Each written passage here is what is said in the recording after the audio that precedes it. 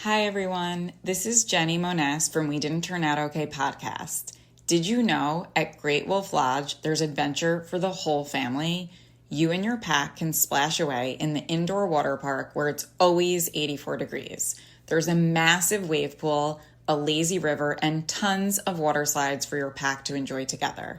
And the fun doesn't stop there.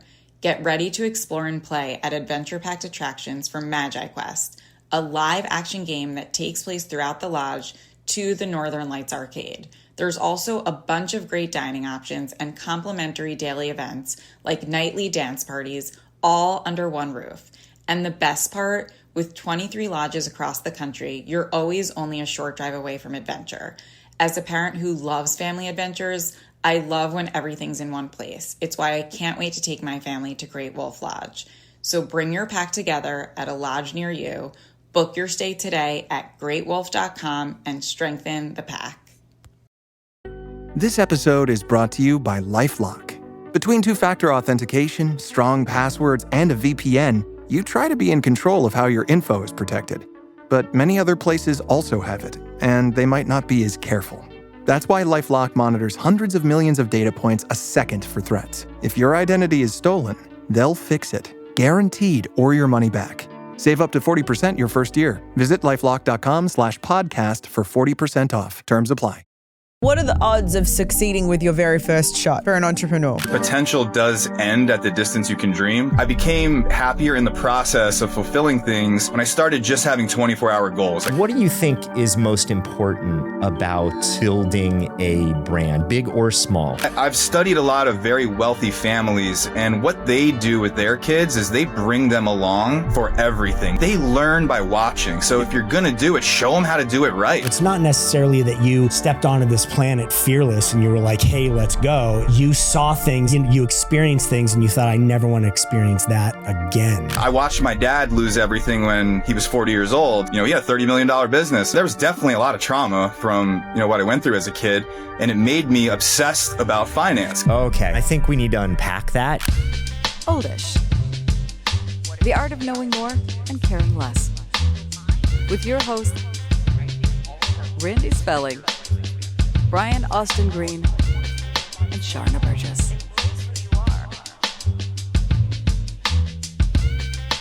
Welcome everyone back to another episode of Oldish. I'm super excited to get into this one with you guys. We have someone that is another entrepreneur, really great in the world of finance, starting businesses. I think he's going to help us understand how you can go from having that W-2, growing into taking risks and having your own business and really doing things a different way, making the most of what you have. He certainly has done that in his story. I think it's going to be an incredible episode. We're going to get to all the things. Everyone, please welcome Justin Freishtat to Oldish. It's really, really cool to have you here. Thank you for joining us. Yeah, it's my pleasure. I'm super excited to dive into all this fun stuff. Yeah, I know that you have an amazing story, and I do want to have a little bit of that, but tell us, how did you get started? How did you know that you were an entrepreneur? Did you know that you were one? What was your very first big move and big risk that you took? Because I think that's the hardest thing for people, is that very first move in taking a risk and knowing that maybe they can do this and have more and do more. For me, it happened out of, let's say, an obscurity to society. I just couldn't get through college, and I thought my life was just never going to be anything. So, when you don't fit into society's typical mold and everyone's saying, you got to go to college, you got to get a degree, you got to get a good job, and that's all that's in your head, and it's not working out for you, you feel inferior, like life just isn't going to work. So for me, it was a desperation.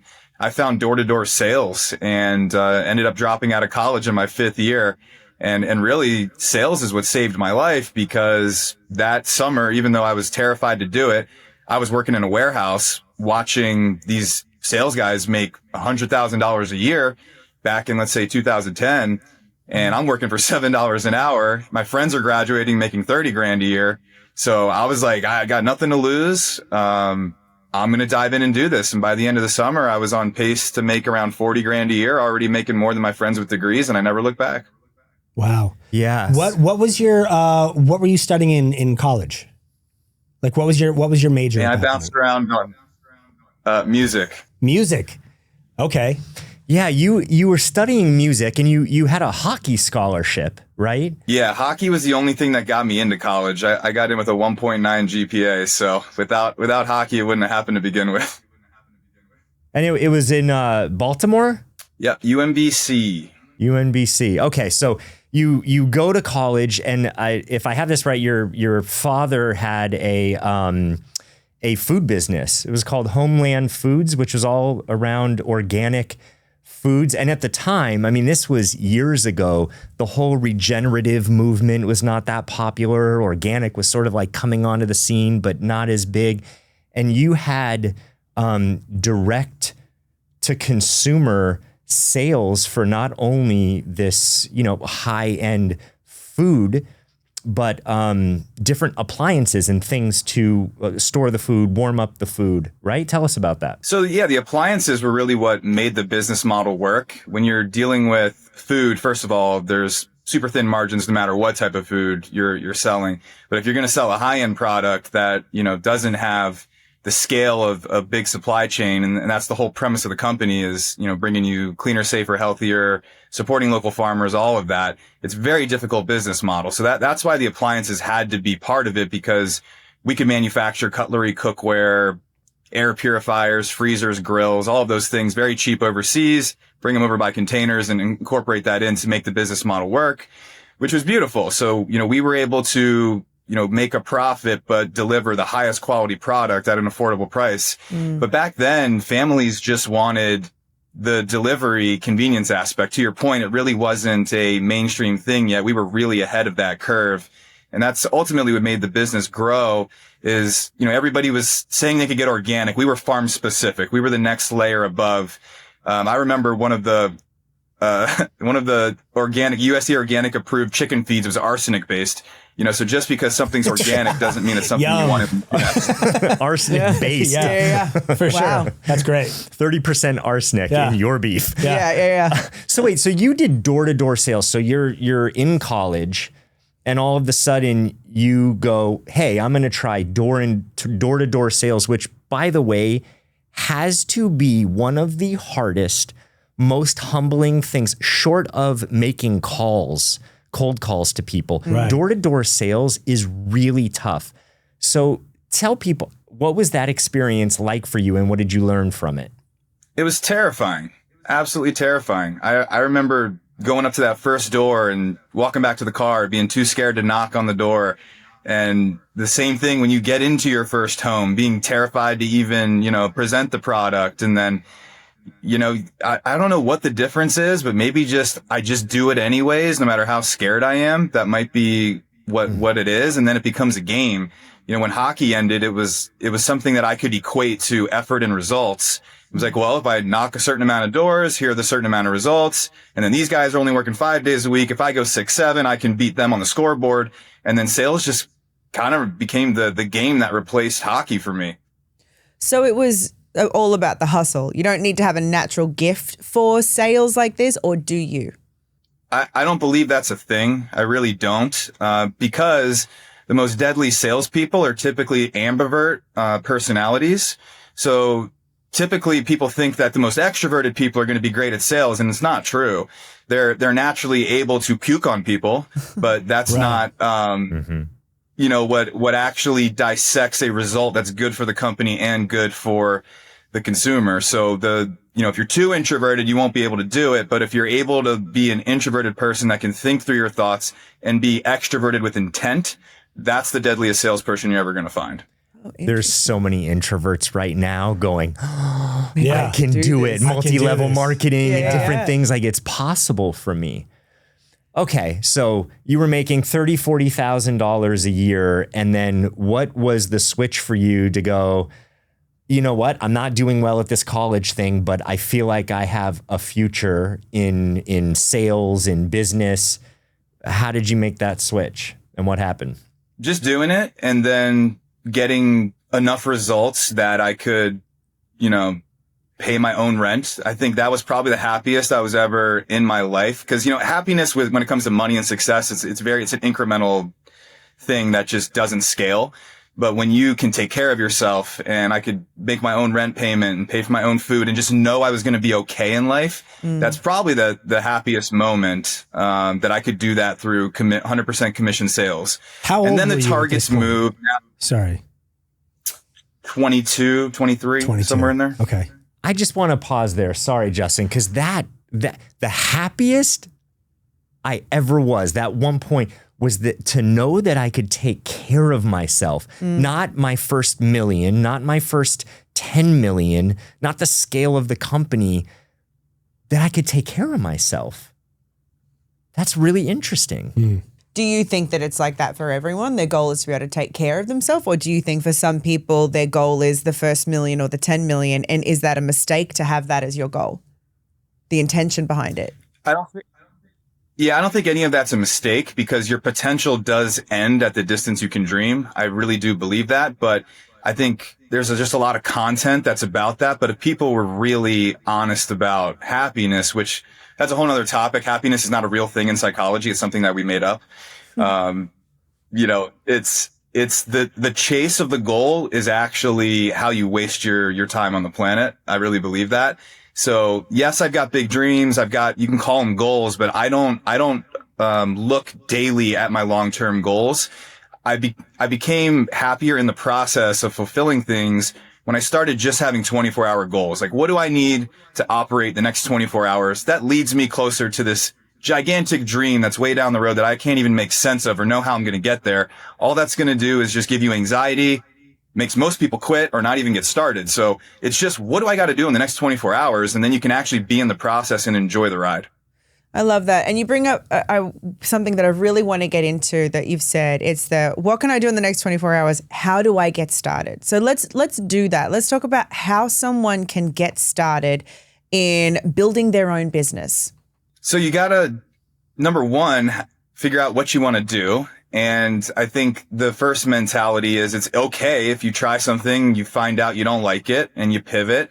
You don't want to quit on everything, but it's totally okay to try and fail and pivot. So you don't have to have the greatest idea. There are so many things that I started and gave up on once I realized it wasn't the right thing. And you don't have to feel shame about that. There will be people around you that are going to say, go get a job, whatever.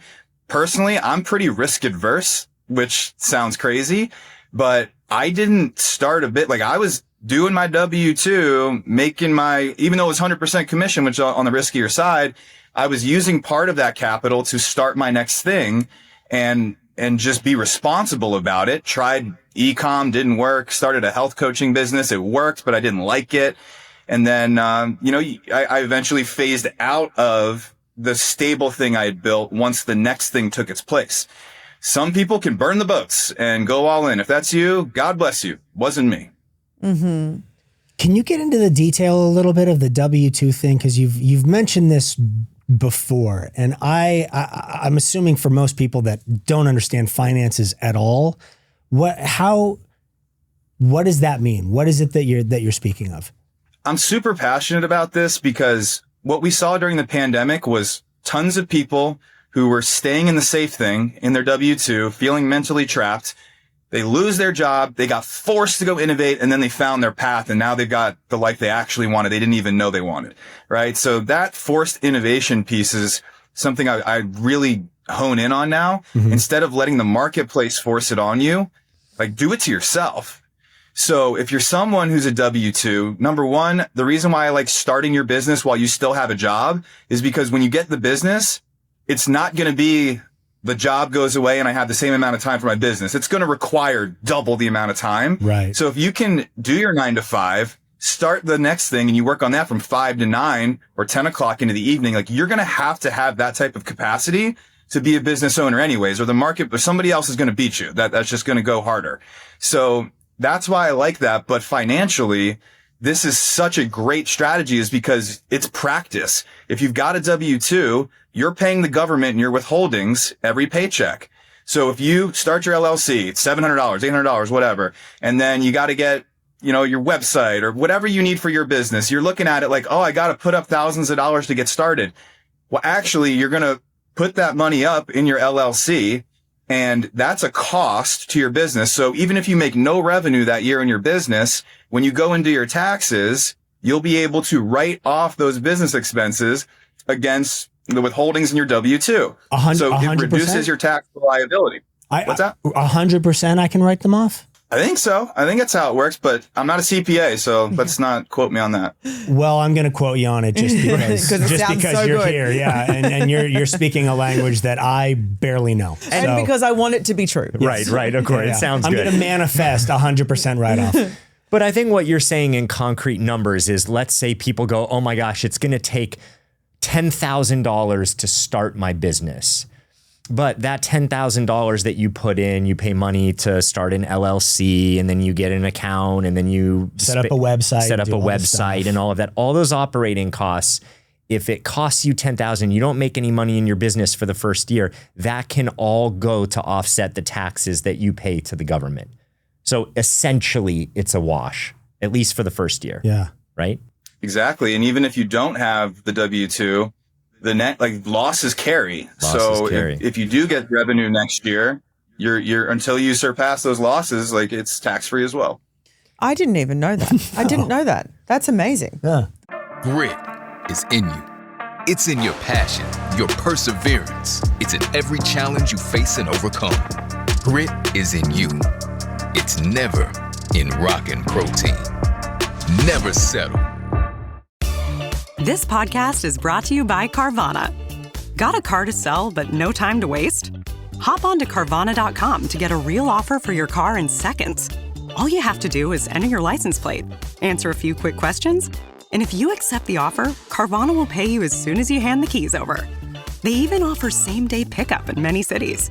Save your time, score some cash, and sell your car the convenient way to Carvana. Pickup times vary. Fees may apply. Well, also, charity too. I mean, this is why I know. Wealthy Donations. people have all of these different charities and different things, and the money moves. And I mean, there is a way to move things around. Yeah. But this is really important, because I think one of the barriers to entry for so many people is, I have this idea. And we've all had an idea, whether it's a food item or a product or a show or whatever. You're like, I can see it. I feel it. I could see it out there in the marketplace. And then what seems to happen in the next 2 weeks to a month is all that excitement starts to fizzle when they think of the steps, right? That, oh my gosh, what do I have to do? They tell a few people. Some people might be excited. Some people might go, what do you mean? How could you do that? And ask questions. And because they don't know the answer, it just fizzles out and they never start. And I think what you're saying, Justin, is start it. You don't always have to have all the answers figured out and all of the long term, but just, what do I need to do in the next 24 hours to move it forward? And if you have to pivot, if you fail, it's also not the end of the world. That you have to try things before finding the thing that works. Right? Well, what are the odds of succeeding with your very first shot for an entrepreneur, right? Your very first idea. What are the odds of succeeding with that and it blowing up? I love that question, right? Because that's what people think about. And if you think about the odds, you'll never get started. And if you go into it to win, you'll never get started either. How are you going to go compete and win against something you've never done? Like, you don't know how to do it, so you're going to quit before you get started. The only way you'll do it is if you don't care if you win or lose. That's not the purpose. I'm here to learn. I'm curious to figure this out. I'm about the process, right? And then you never fail. You never win. It's just, oh, here I am. Let's keep working on this. You got to do something with your time. So it's like, do something that could end up amazing. What would you suggest, though, for someone that, like myself, that is, I'm in my 50s. I have 4 young kids at home. Like, I have a mortgage. I have things. So that risk for me is not like, oh, I'm not going to have as nice of a car, but I'll still be in my apartment. Like, it's not the risk is not the same. For me, it's, a private versus a public school. Like, there's a lot of risk involved in doing it. What would you say to somebody that's in that position? Because I think that just feels like a massive hurdle. It scares the crap out of me sometimes, jumping into things and going, oh man, I've like, I've got to be willing to lose this, but are you ever really willing to lose money that you've earned? Especially when you have people that depend on you. Yeah. I think it's really, first of all, risk is an equation. Like, is it, at the end of the day, is it going to hurt you more to look back and say, I didn't try? Like, or is it going to hurt more that I might risk this? Like, I will say, cause I watched my dad lose everything when he was 40 years old, right? My family completely fell apart down to zero from, he had a $30 million business. And as an adult now, I wouldn't trade that experience for the world, being able to go through that as a child. If it hadn't happened, I would have stayed in the private school. I would have had this massively privileged life. I wouldn't be the person I am today. I can guarantee you that. So I'm glad he took a risk and went to zero. I mean, What a gift for a kid to see, right? I mean, if you've been able to be around something huge and zero, you've got the best competitive advantage there is. So I'm not saying it's for everybody, but you got to make that, that equation for you and decide, like, I don't know. Am I quitting on the life my family could have? I don't know. That's what makes this so hard. Right. There's something that you seem to possess, though, because, I work a lot with people, and I've seen people in that same position who crumble under the memory and trauma of having the money and losing the money and what it did to the family. But for you, it gave you that edge. It drove you in a sense. So what is it that you think that you have that people could tap into if they don't inherently have that because of their past and what they've gone through? Yeah, this one's tough. I've always understood the self-awareness of where I'm actually at, where I want to go, where my skill set is. And I always lean on the fact that I know nothing and I need to work and figure it out. And yeah, I mean, when there was definitely a lot of trauma from, what I went through as a kid, and it made me obsessed about finance because I was like, this isn't going to happen to me. Someday I'm going to figure out how to make money. It was like the big chip on my shoulder. And I was like, I'm going to be the guy that doesn't have the financial reversal. Cause I mean, literally I don't know a single person more successful than me that hasn't lost more money than me. It's just how it goes. So that was what I was trying so hard for that not to happen. And it eventually happened. We had $12 million disappear, and it was a disaster. And, 2 years later on the other side of it, I'm like, wow, I'm so glad I got rid of that protection aspect of my brain. Everything's fine. I'm still here. I have the opportunity to rebuild. Like, it's all mindset. Right. Yeah, it is. It's impressive to have that ability to say, I'm not afraid of knowing nothing. I'm not afraid of the work it's going to take to learn. And I'm also not afraid you are in some way, I guess, afraid of losing it all. I don't know if it's an ability of fearing nothing. Like, I think it's kind of fearing knowing nothing. Right. It feels from what I'm hearing that it is more of like an acquired thing from the past and what he has experienced that has now created that level of understanding and acknowledgement. Like, when we talk about, whenever somebody says, hey, if you could go back in your life and change anything, what would you change? That reality of I would change absolutely nothing, because literally every single thing that I've gone through has created who I am now. And you were saying, like, watching your dad and losing the money that you've lost has all now created the person that you are. So it's not necessarily that you stepped onto this planet fearless and you were like, hey, let's go. It was like you saw things and you experienced things and you thought, I never want to experience that again. Right?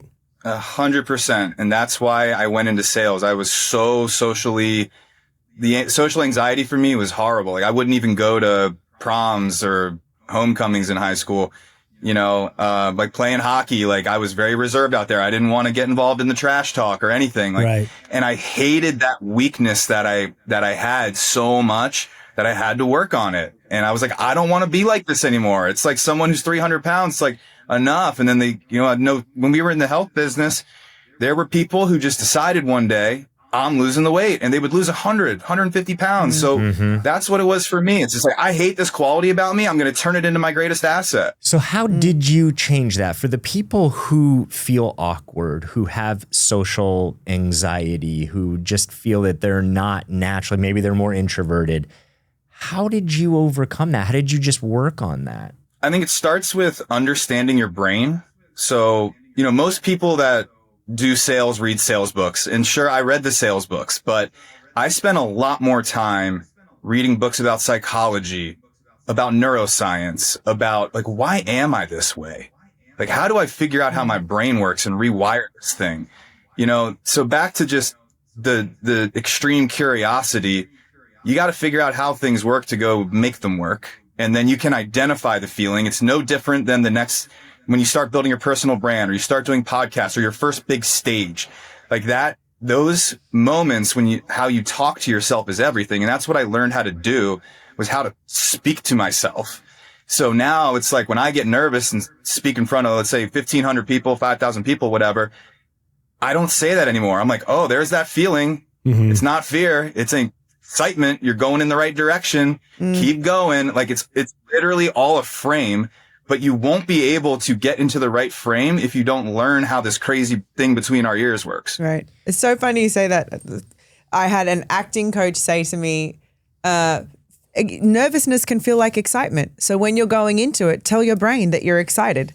And it's so very, like, you just reminded me of that now. And it actually works. I have tried it. That's why I bring it up. I go, no, I'm not nervous. I'm excited. And my brain's like, oh, cool. Let's do this. It's just changing your mindset. It's like it's rewiring the understanding of those feelings that you have, and taking a negative and instead finding like the silver lining for it and making it a positive and making it something that works for you. Yeah. Right. So take us back to a point. Maybe it was in sales. Maybe it was at someone's door. Maybe it was in a room. Because I read something that you said where you would take these so-called risks by going to these networking events, or people where they're at, people's private homes, and you don't know if you're going to get anything from it or not, but you're going to talk to people and to connect with people. I would imagine that going into something like that back then, you would have some fear, some anxiety come up. So tell us a little story about something around that where you had a pivot point. Yeah. and again, it's just the forced innovation thing, right?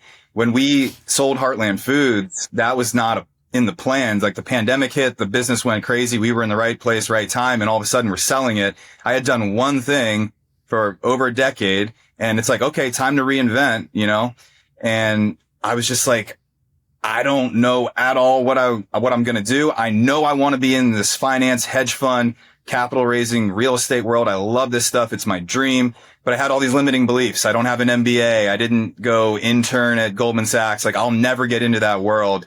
And for whatever reason, I just, all these gurus and people I'd been following on social media for forever. I'd never gone to an in-person event. I've never done any networking, which was a huge mistake.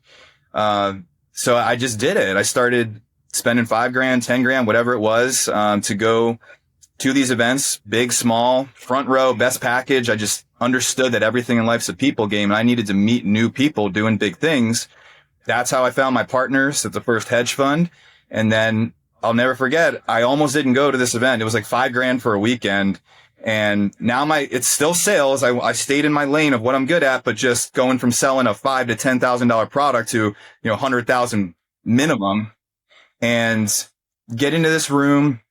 They go around the room and they're like, everybody say what they do. I'm the only hedge fund manager, which I still felt awkward saying that. Like, I'd raised maybe like $1 million from a couple friends, family, like warm network. And, I'm going into a room of players, like people that are managing hundreds of millions, if not billions of dollars. And, I said, when it came to my turn, hey, hedge fund manager, this is what we do, blah, blah, blah. One of the speakers comes up to me afterwards and says, hey, tell me about your fund, what you're doing. He's like, oh, great. I got this YouTube show where we bring on different hedge fund managers and they talk about their strategies. Come on the show, right? And that week after that, from that one YouTube show, we raised $3 million. And it all came organic into my Instagram from social media. And a year earlier, I was like, I know I need to build this personal brand. I don't know why, but I know there's There's tons of people making millions of dollars online. So that blind faith of building the personal brand, and I didn't even know what I was going to do with it, was the best decision I ever made. So that's like in our marketing business, that's the number one thing I'm telling people when they're like, well, I'm going to start doing it when I'm ready, like when the content's ready, when this, that. And I'm like, you already missed the boat. Yeah. Yeah. I hope everyone hears that message, that little bit of perfectionism that keeps people from iterating and doing it is just when the website, I can't tell you how many people I've coached where it's like, well, once I get the website and I'm like, You're guess just what? procrastinating. Guess You're what? just like, there's all these reasons why you're not going yet. I'm like, what happens 24 hours after that website? Okay, you launch the website, you celebrate that night. What do you do the next morning? Because the thing is everyone has this big expectation. I'm Right. launching, and And then then they it's launch, done. and it's like, Yeah, what okay, now? now what? Right? Yeah. The book's out. Right. What now? Right. Yeah. So, okay, you work in social media marketing.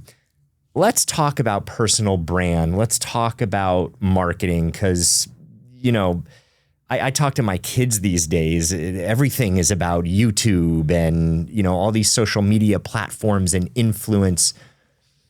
What do you think is most important about building a brand, big or small? Where do you start?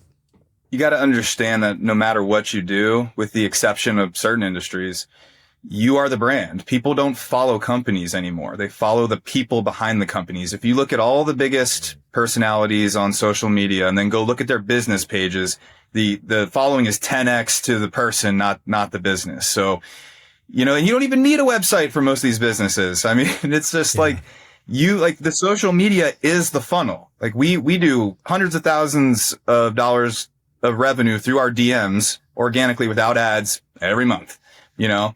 So you got to just be the brand and you have to live out loud and you don't hide anything. You show up authentically, exactly how you are. And in the beginning, it's going to be awkward. There's going to be all this resistance, but 6 months to a year into living out loud, all the people that were never going to do business with you anyways, that were hating, are going to disappear and unfollow you. And you're going to start to build a tribe of people who resonate with you, who think like you, and you get to be yourself and build a community and a following and build a business that's fun because everybody you're interacting with is like you. Mm-hmm.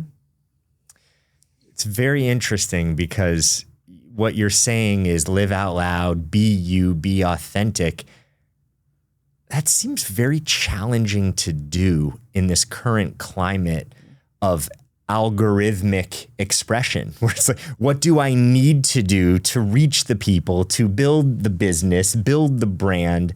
So what do you say? But that's not authentically you. That's not, that's what you're talking about, right? That is not, if you're worried about those things, that's not you authentically being who you are and building because of who you are. And then all of a sudden you've built something that then gains that following because people just love it. And you've got that group of people around you. Right. I think it's, correct me if I'm wrong, Randy and Justin, you can let me know if I'm on the right track. It's more that living authentically, yes, is 100% the way to go, but you feel this pressure to apply to the algorithm and what do I need to do for them and how am I going to make it better? And you see all these accounts of like, do these 3 things. And then all of a sudden your head is filled with trying to do what you think either your audience wants or the algorithm wants from you. Right. And I think it stops you from being authentic. Yeah, exactly. Right. Yeah, that's no different than reading a sales book and then learning word tracks to tie people down to a result. It doesn't work,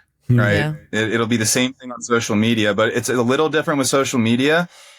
99% of us should not care about the algorithm. I mean, are you a full-time content creator? Are you going after brand deals? Are you making your money from views? Like if that's what you want to do, then be concerned with the algorithm, but understand you are now competing in the most difficult professional sport on the planet.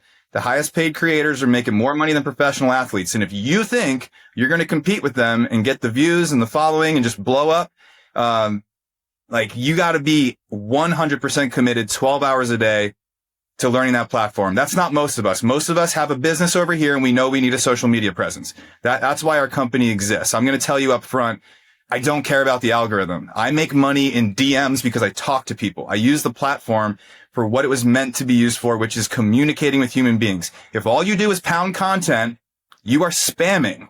Like you're on the side of the highway with a billboard saying, hey, look at me, look at me. Like there's a very small percentage of people winning at the top that can do it that way. That's so true.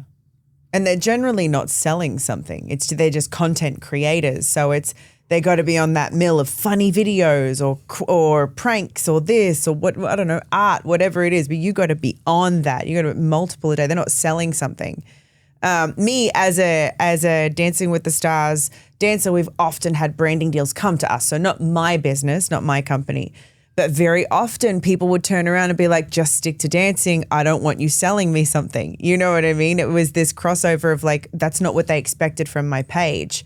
And then it took a while for me to just authentically do the things that I loved, and people would unfollow and then follow because they were like, oh, this is what she is. Yes, I love to follow her for dance, but she also has cool recommendations on things. So then I gained my audience that was okay with it. So everything you're saying, I'm like, it's clicking like, oh, that's why that happened, or, oh, that made sense. As you say, with like investing in marketing on social media, I have a friend who has a company, had this product for a very long time. And for years, I think it's about 10 years. And it was like somewhere 5,000, 10,000, 20,000 a month she'd make with it. And within the last 2 years, it's grown to a multi-million-dollar company because she hired someone that helped her understand the importance of marketing through social media. And within putting majority of the money back into marketing has now 100x'd her business. It's like, well, maybe not quite 100. That's a lot of money. But we're in the millions now. And it's phenomenal. And I love that. But she didn't know to take that risk because she was trying to just keep as much money as she could because it wasn't making that much. And it was that scary investment of no, put it all back in, trust, put it all back in and just keep going. And it 100% paid off. She had a model that could scale. She had done the hard work, it sounds like, for years to figure out how it can win at a small level. And then you just scale. So, if you're getting into like the metrics of business, your ROAS, return on ad spend, all these different things, you got to figure out how the model pencils, and then you can take that next step. Yeah, it's really cool. And it seems that do you really think that anyone can do this? Yeah, I do. I think you have to, not follow your passion in the beginning and figure out something that works and develop the skills in an engine that works. And then you can take that and cross it over into something you're passionate about. But if you go for your passion in the beginning, you'll probably spin your wheels. You'll be broke. You won't even be able to give yourself the opportunity to do what you love. Okay, hold on. I already love same-day delivery with Shipt, but it's so much better since I signed up for Target's Circle 360. Why? Because I no longer pay price markups from the majority of stores through Shipt. Only a handful of alcohol retailers and items don't count. That means no markups on groceries, pet food, even home goods and makeup. So to recap, I have more time to catch up on life while someone shops for me, and I spend less. It's a win-win. Order now at shipt.com/360. Terms apply. What if an appliance emergency didn't have to be? If your appliances suddenly decided they were done, don't stress. Best Buy has you covered with a wide variety of major appliances from trusted brands, in stock and available now. So you don't have to worry about laundry piling up, refilling the fridge, or that big dinner party you're hosting. Because Best Buy has the knowledge and expertise to get you the right appliance for your home. Learn more at bestbuy.com. Best Buy. Imagine that. Such great advice. So great. And I think we need to unpack that because there's a lot to that. So because we're sort of fed in the self-help personal development world, like follow your passion, Joseph Campbell, follow your bliss. What you're saying is don't always follow your passion, at least at first. So unpack that. What does that mean? Yeah, I've just seen so many people, and I'll say I'm the example of that. I was really passionate about food. Thin margins, difficult business, cold storage, trucks on the road, 10 million in sales, barely making any money. Like, cool. You built a business that you're passionate about, but you're stressed 24/7 and you're not, profiting the way you should. So yeah, I mean, the less, and then I see people at all of when I was going heavy to business conferences and people that are like energy people selling stones around the wrist, they're all so obsessed with their passion that they're not even looking at, is this a viable business? Can it scale to where I want it to go? What are the bigger things I want out of my life? Does this vehicle take me there? I think you look at all those things first And you should probably, like, I'm just really risk adverse to this. Like, go work for somebody in the industry that you think you want to be in. That'll accelerate your journey incredibly. You'll learn so much from them. And that's kind of what I've done lately, is got back to that and say, my first fund, like, why did I start that myself in a new industry? I mean, that was kind of stupid in a way. I should have looked for $1 billion fund manager that I could go learn from. And that's actually what I did. So now my partners in the funds that we have now, you know, they've done billions of dollars, and it's in 6 months, I've learned more than the first 2 years with my own funds. Not that they weren't successful, but man, like, proximity to people that are winning or have already done the thing you want to do, nothing's going to help you more than that. Yeah. We always talk about that, like surrounding yourself with the people that inspire you, that push you to grow, and that you learn from. Because it seems like you get so stuck sometimes in surrounding yourself with kind of people that are at your level, that then there's not that thing that pushes you to the next. You just sort of settle into what's going on, which is, it's fine unless you want to grow, unless you have these bigger dreams. Then you have to kind of have those sort of people around you that challenge what it is you're doing currently and go, okay, follow me. I'll show you some pointers and some things. Yeah. 2 things my mum used to say to me growing up, which, I mean, it all just makes so much more sense. I don't think she knows how wise it was. 1, you are what you eat. And 2, you are who you hang with. And it's exactly what you're saying, you know, surround yourself with the people that you want to be like or are doing something that you want to do. And it's all transferable. You'll learn from it. You'll be influenced by it. Energetically, you'll go that direction. That's the old rule of 5 thing. And if you're in the beginning and you don't have 5-10 grand to go spend to be front row with, you know, the mentor you admire, just remember the rule of 5 is what you put into your brain, right? In the early days when I didn't have any money, I spent more time with Zig Ziglar, Brian Tracy, Grant Cardone, Bradley, like all these people I looked up to. I was listening to all their podcasts, reading all their books. Like, they were in my head more than anybody around me until I could get in the room with them. So it's the same thing. It's like, just because you're at the bottom and you don't have the resources, books and podcasts are virtually free. That's so true. Yeah. So true. Yeah. So that's a great place for people to start who don't feel that they have the 5 or 10 grand, you know, that's expendable. They can really go and, start reading, start learning. What about the person who says, I have the 5 grand potentially, but I'm nervous to go in those rooms, or I don't know where to start, or they have a doubt or a fear. What do you say to them? Cool. Do it anyway. Yeah, do it scared. I say that to my kids. Do it scared. Yeah. But say more about that, because you said that with door-to-door sales is you were scared shitless. And you did it, and you did it again, and you did it again. And maybe I'm off here, but it seems like the newer generation, that's even worse. It's like, no, I'm not doing that, period. I'm not making myself uncomfortable. Yes. Yeah. Give us some tools here. Yeah. So I'm seeing a different version of that. Like, as technology gets better and just things generally with time get easier, right? Access gets easier. It's never been easier to get all the information you need. It's never been easier to DM, you know, a person that you would never be able to find their phone number 10 years ago. So what it does is, as technology improves and things get easier, it's like a diversion. There's more millionaires under the age of 20 right now than ever. And that's because some people run with it positively and some people use it as an excuse to do nothing. So, you know, it's just a divergence of, it's never been easier to make millions of dollars. It's never been easier to do nothing. That's so true. That is so true. Yeah.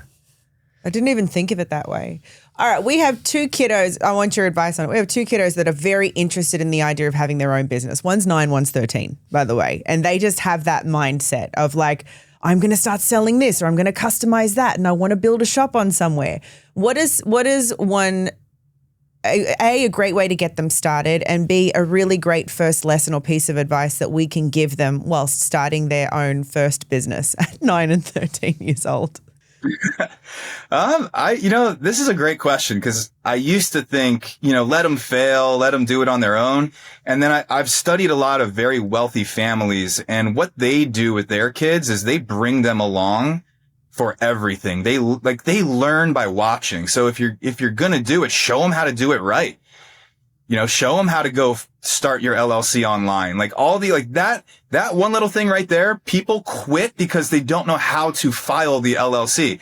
I remember feeling like that. Like, oh, it's just too much. Like going to the DMV is really hard for people. I don't know how to register my car, right? So if you can just show them the process and help them do it right and educate them and then take them everywhere where you do business, or if you're buying a house, let them see what a real estate transaction looks like. Let them see all this stuff. I think a lot of parents just go do this and like on their own. They don't realize it's an opportunity to educate your child 10, 15 years before they, are even going to need to do any of this stuff.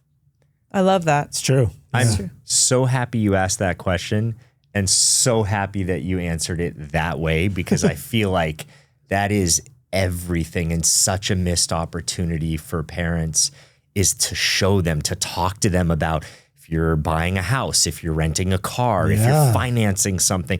I was just in France with my family. It's the first time my kids have been to Europe. And halfway through the trip, I realized, oh shit, I'm missing a full-on opportunity. I'm navigating all these things and just being the responsible. I'm the father, I'm doing all these things. Mm-hmm. I'm thinking, they should be navigating. Yeah. You lead us to the train. You lead us here. We have to go to this destination. Here's the Google Maps.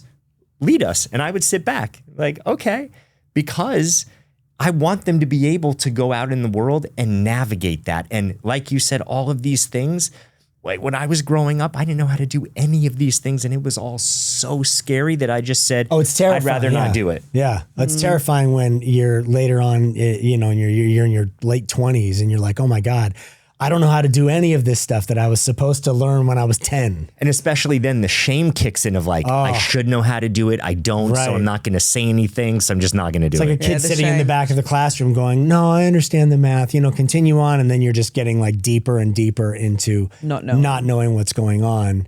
And then you have the shame of that. It all snowballs. It becomes something ridiculous. I think we think that we're helping our kids by doing so much. I'll let them be kids, but really we're hindering them by not teaching them how to do these things. We're not setting our kids up to be adults. Like we're treating them as kids, and it's like they're only kids for 13, 14 years, and then they start really getting into that next space, and they're with their friends, and they've got these new passions and these new things. So it's like, set them up to be on their own doing things. Set them up to be adults. Yeah, and it seems like they want the freedom. They do. Oh, they. But the biggest caveat, I think, is also giving them the freedom to fail. Here, navigate us. And if it doesn't go right, if we miss the subway or the train, let it be okay. Don't get angry or mad or upset, because then they'll shut down and not want to do it. Yeah. Right. Dude, great conversation. Yeah, thank you. It's super fun insightful. having you. Like super informative. I'm sure for people that are listening to this and watching it, it's you just brought so much reassurance to the concept of putting yourself out there and doing the things that you're afraid of, but doing them anyway. Not letting fear get the best of you. And it's a huge lesson. I loved the simplicity of, you don't have to have money to start, but you can read books and you can listen to podcasts. That rule of 5, which by the way, I've never heard of before, but having those 5 voices in your head be the strongest of those that you want to be influenced by makes so much sense, because there's so much noise out there. We get caught up in so many things. It's so very, very easy today to get caught up in things. But if you just dive headfirst into those 5 voices and that's what you surround yourself with, I really get that. I'm going to do that. I don't do that.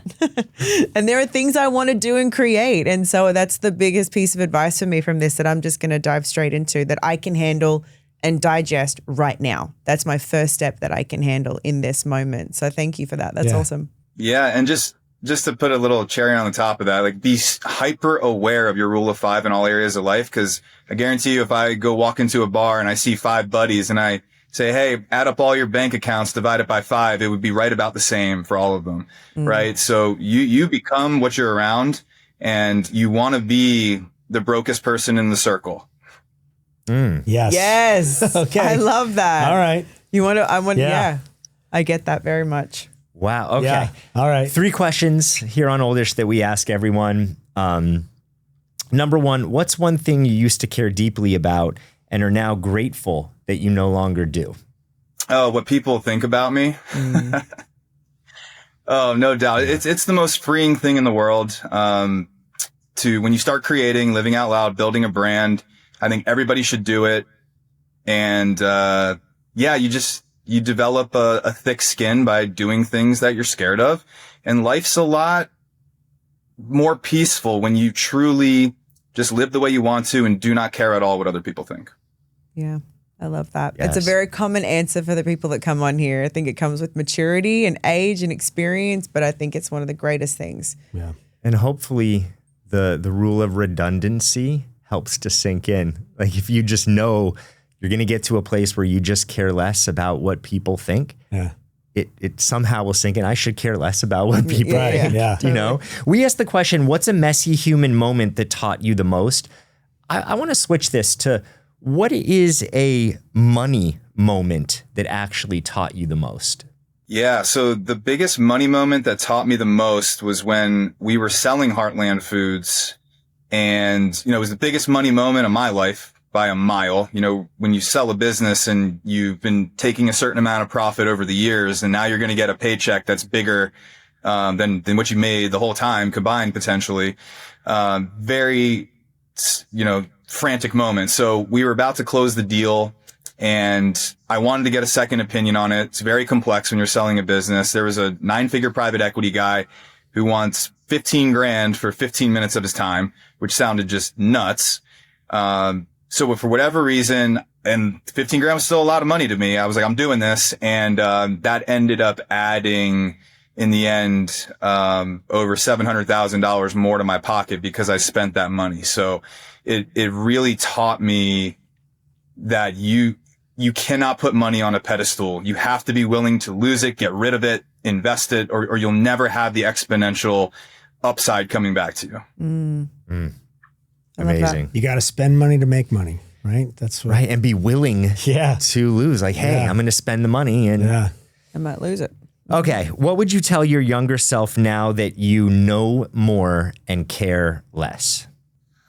I would tell myself to fail faster and harder and create life as a sport.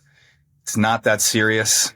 And the more you can be in that frame, the more you'll enjoy your life later. Like when you have the least, for whatever reason, mentally we try to protect the most. When the reality is if you've got nothing to lose, you should be all in over and over until you get something that's worth protecting. Fail faster and harder. I love that. I'm going to listen to that back like 10 times. There's so much in that. Fail faster and harder. What an incredible thing to be brave enough to do, and to teach our kids now that you would say to your younger self, but we got kids. And I think it's something cool to teach them. I love that. Thank you. Love it. Justin, where can people find you? So I'm on all the social medias. I've got a crazy last name, so it's easy to find me. It's Justin Freishtat, Freishtat. And Instagram is probably the best place to connect with me, but I'll answer no matter where you send that message. Amazing. Even if it's a letter to your house and nobody's supposed to have your home address, you'll still answer? It happens. Okay. Yeah, I'm sure. Hey, fair. Right on. Brian's on it. Yeah. Start checking your mailbox. Well, Justin, thank you so much for joining us. It really has been a gift having you here. I've certainly learned a lot, and it's also sparked me to want to learn more and understand how I can do that in a digestible way. I think our listeners would have also gotten that benefit from you. So thank you so much for your time and for hanging out with us. It's been wonderful. And to all of our listeners and viewers at home, if you liked this episode, if you think someone else might get some benefit from this episode, if there is anyone else that you think should hear it, please share it along. We want as many people to hear this information as possible. It's incredible information, and I think it's really inspiring. So again, thank you for listening. We love having you guys here with us. Like, share, and subscribe, and we'll see you on the next one. I just wanted to take a moment to let you know that you don't have to navigate life alone. If there's something hard that you're dealing with or you're just ready for a change, then reach out to me at randyspelling.com, or you could DM me on Instagram, also at randyspelling. And if I can help you, I will. If there's a resource that I can share with you, I will also do that as well. Thanks.